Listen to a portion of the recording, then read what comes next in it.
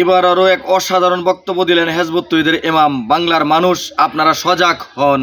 যিনি অবিসংবাদিত ইমাম হবেন, নেতা হবেন, তিনি আল্লাহর কিতাব মোতাবেক, রাসূলুল্লাহর সুন্নাহ মোতাবেক তিনি জাতিকে যে রায় দিবেন, যেই সাব্যস্ত দিবেন, যাকে বলবেন এই হচ্ছে ইসলামের শত্রু, সে হবে ইসলামের শত্রু।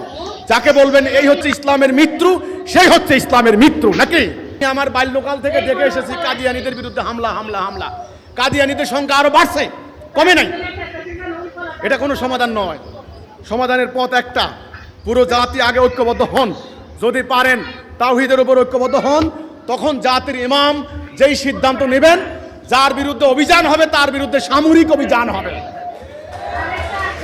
এটাই ইসলাম। আমার রসুল এই সহজ সরল ইসলাম শিক্ষা দিয়েছেন।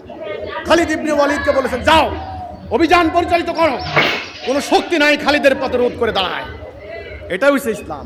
জনগণকে উস্কানি দিয়া এদিকে বাড়ি হামলা কর, এদিকে আগুন জ্বালা, এ কাফের, এই মুশরিক, কে বলবে, কে রায় দিবে, কে ফতোয়া দিবে, কে নির্দেশ দিবে? এখন যার যেমন খুশি সে তার প্রতিপক্ষকে কাফের বানিয়ে হামলা চালানো হচ্ছে। এটা তো কোনো শৃঙ্খলা হয় না, এটা তো কোনো ইসলামের নীতি হয় না।